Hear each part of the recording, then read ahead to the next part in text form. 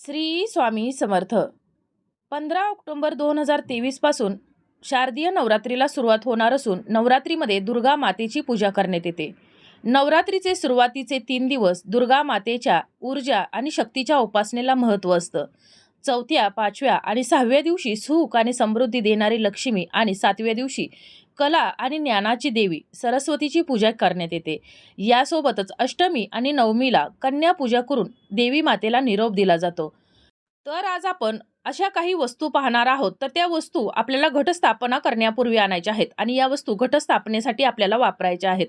जर या वस्तू आपण आणल्या तर आपल्याला लक्ष्मी प्राप्ती होऊ शकते. दुर्गा मातेचा कृपाशीर्वाद आपल्याला प्राप्त होईल आणि आपल्या घरामध्ये सुख समृद्धी आणि भरभराट होणार आहे. त्याचबरोबर घटस्थापनेसाठी ह्या वस्तू आपल्याला अत्यंत आवश्यक आहेत. या वस्तू जर नसतील तर घटस्थापना देखील होऊ शकत नाही. तर आता या वस्तू जाणून घेण्यापूर्वी चॅनलवर जे नवीन आहेत त्यांनी चॅनलला सबस्क्राईब करा आणि माहिती जाणून घेत असताना व्हिडिओला लाईक करायला विसरू नका. तर चला पाहूया की घटस्थापना करण्यापूर्वी आपल्याला कोणकोणत्या वस्तू आपल्या घरी खरेदी करून आणायच्या आहेत. तर त्यातील पहिली वस्तू आहे ती म्हणजे आपल्याला घटस्थापनेसाठी गजलक्ष्मीची मूर्ती खरेदी करून आणायची आहे. आपल्या सर्वांनाच माहीत आहे की यंदा दुर्गा मातेचे वाहन हे हत्ती असल्यामुळं आपल्याला या स्थापनेसाठी घटस्थापनेसाठी हत्तीची मूर्ती आपल्याला अवश्य खरेदी करायची आहे. मग ती कोणत्याही धातूची असेल तरी देखील चालू शकते. परंतु ही मूर्ती खरेदी करत असताना आपल्याला या हत्तीचे सोंड ही वरच्या बाजूला असावी. तर अशा पद्धतीची ही मूर्ती आपल्याला खरेदी करून आपल्याला आणायची आहे आणि घटस्थापना करत असताना दुर्गा मातेच्या मूर्तीच्या बाजूला किंवा मूर्तीच्या बाजूला या गजलक्ष्मीची आपल्याला स्थापना करायची आहे. तसेच आपल्या सर्वांनाच माहीत आहे की गजलक्ष्मी ही ज्ञानाची, बुद्धीची आणि समृद्धीची देवता आहे. त्यामुळं आपण ही गजलक्ष्मीची जर स्थापना आपल्या घटस्थापनेमध्ये केली तर आपल्या घरामध्ये सुख, समृद्धी आणि ज्ञान देखील येणार आहे. तर अशासाठी आपल्याला या घटस्थापनेमध्ये दुर्गा मातेसोबतच या गजलक्ष्मीची देखील स्थापना करायची आहे. त्याचबरोबर आपल्याला दुसरी जी वस्तू आहे ती खरेदी करायची आहे ती म्हणजे आपल्याला कलश खरेदी करून आणायचा आहे. कलश हे एक शुभ प्रतीक मानलं जातं आणि नवरात्रीची सुरुवात देखील कलश स्थापनेनेच होते. आणि अशा परिस्थितीमध्ये आपल्याला घटस्थापनेच्या वेळेला कलश आपल्या घरी खरेदी करून आणायचा आहे. आणि आपल्या सर्वांनाच माहीत आहे की घटस्थापना करण्यासाठी कलश हा अवश्य लागतोच आपल्याला. त्यामुळं आपल्याला हा कलश खरेदी करायचा आहे आणि आपण हा कलश आपल्या क्षमतेनुसार खरेदी करायचा आहे. म्हणजेच मातीचा, पितळेचा, चांदीचा, सोन्याचा किंवा इतर कोणत्याही धातूचा तुम्ही हा कलश खरेदी करून आणू शकता आणि या घटस्थापनेमध्ये आपण याचा वापर करायचा आहे. तसेच आता आपल्याला घटस्थापनेमध्ये दुर्गा मातेची मूर्ती देखील खरेदी करून आणायची आहे आणि ही दुर्गा मातेची मूर्ती आपण आणून घटस्थापनेमध्ये या दुर्गा मातेच्या पूजेसोबतच या मूर्तीची देखील आपल्याला पूजा करायची आहे. आणि नवरात्र झाल्यानंतर आपल्या देवघरामध्ये आपल्याला ही दुर्गा मातेची मूर्ती ठेवायची आहे आणि या मूर्तीची आपल्याला सकाळ संध्याकाळ पूजा करायची आहे. ही जर पूजा केली तर देवी मातेचा कृपा आशीर्वाद आपल्यावर आणि आपल्या कुटुंबावर राहणार आहे. तर त्यासाठी आपल्याला या नवरात्रीमध्ये या दुर्गा मातेची देखील मूर्ती खरेदी अवश्य करायची आहे. त्याचबरोबर आपल्याला पुढची जी वस्तू खरेदी करायची आहे घटस्थापनेच्या अगोदर तर ती म्हणजेच आपल्याला दुर्गा मातेच्या पावलांचे ठसे खरेदी करायचे आहेत आणि हे ठसे आपण घरी आणून त्याची आपल्याला विधिवत पूजा करायची आहे.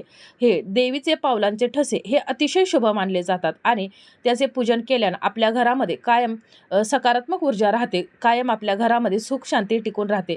परंतु हे करत असताना आपल्याला एक गोष्ट कायम लक्षात ठेवायची आहे की हे जे पावलांचे जे ठसे आहेत तर ते जमिनीवर इकडं तिकडं कुठेही ठेवू नयेत. असं जर केलं तर आपल्या घरातील लोकांचे पाय याच्यावर पडू शकतात आणि त्यामुळं देवी मातेचा अपमान होऊ शकतो. त्यामुळं आपण ज्या वेळेला ही पावलं खरेदी करून घरी आणू तर ज्या ठिकाणी आपण घटस्थापना केलेली आहे तर घटस्थापनेच्या जागेवरती आपल्याला ठेवायचे आहेत किंवा आपल्या देवघरामध्ये देखील आपण हे देवीची पावलं ठेवू शकतो आणि दररोज सकाळ संध्याकाळी या देवीच्या पावलांची देखील आपल्याला विधिवत पूजा करायची आहे. त्याचबरोबर आपल्याला जी पुढील वस्तू ही घटस्थापनेच्या अगोदर आपल्याला खरेदी करायची आहे ती म्हणजे आहे दुर्गा बिसा यंत्र. हे अत्यंत चमत्कारी यंत्र मानलं जातं आणि या यंत्र आपल्या घरामध्ये ठेवल्यामुळं आपल्या घरामध्ये कधीही धनाची हानी होत नाही.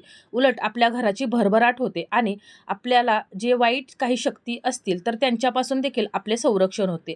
आणि या नवरात्रीमध्ये या दुर्गा बिसा यंत्राला विशेष महत्त्व दिलं जातं. तसेच दुर्गाबिसा हे यंत्र सिद्ध करण्यासाठी नवरात्र हा काळ सर्वोत्तम काळ मानला जातो आणि त्यामुळेच आपल्याला या घटस्थापनेच्या अगोदर हे दुर्गाबिसा यंत्र खरेदी करायचं आहे आणि घटस्थापनेबरोबरच आपल्याला याची दररोज सकाळ संध्याकाळ विधिवत पूजा करायची आहे आणि हे घरामध्ये यंत्र असल्यामुळे आपल्या घरामध्ये सुख शांती आणि समाधान येणार आहे आणि कोणत्याही प्रकारची आपली हानी होणार नाही आणि घटस्थापना झाल्यानंतर देखील आपल्या देवघरामध्ये याची आपण स्थापना करायची आहे आणि दररोज सकाळ संध्याकाळ आपल्याला याची पूजा करायची आहे.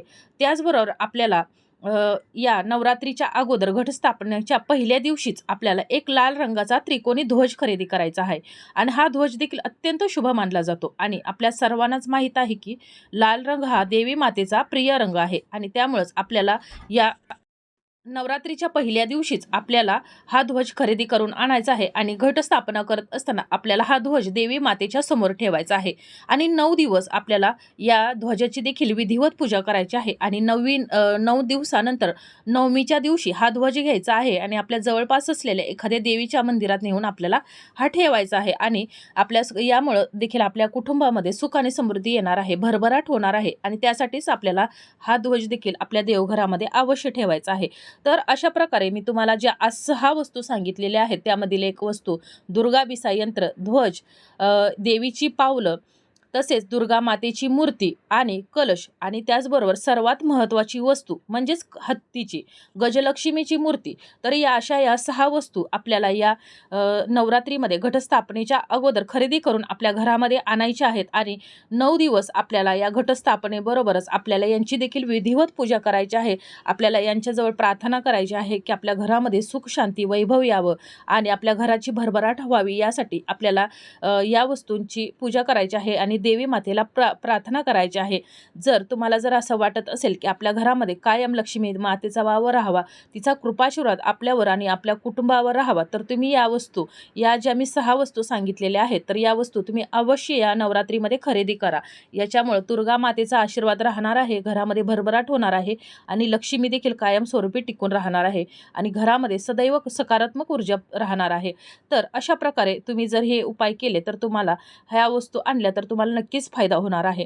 तर तुम्हाला ही माहिती कशी वाटली हे कमेंट करून जरूर कळवा. माहिती आवडली असेल तर व्हिडिओला लाईक करा, चॅनलला सबस्क्राईब करा आणि हा व्हिडिओ जास्तीत जास्त शेअर करा, जेणेकरून ही महत्त्वपूर्ण माहिती सर्वांजवळ पोहोचेल आणि याची पुण्यप्राप्ती तुम्हालाच होईल. लवकरच भेटू अशाच एका नवीन माहितीमय आणि भक्तिमय व्हिडिओसोबत. तोपर्यंत धन्यवाद.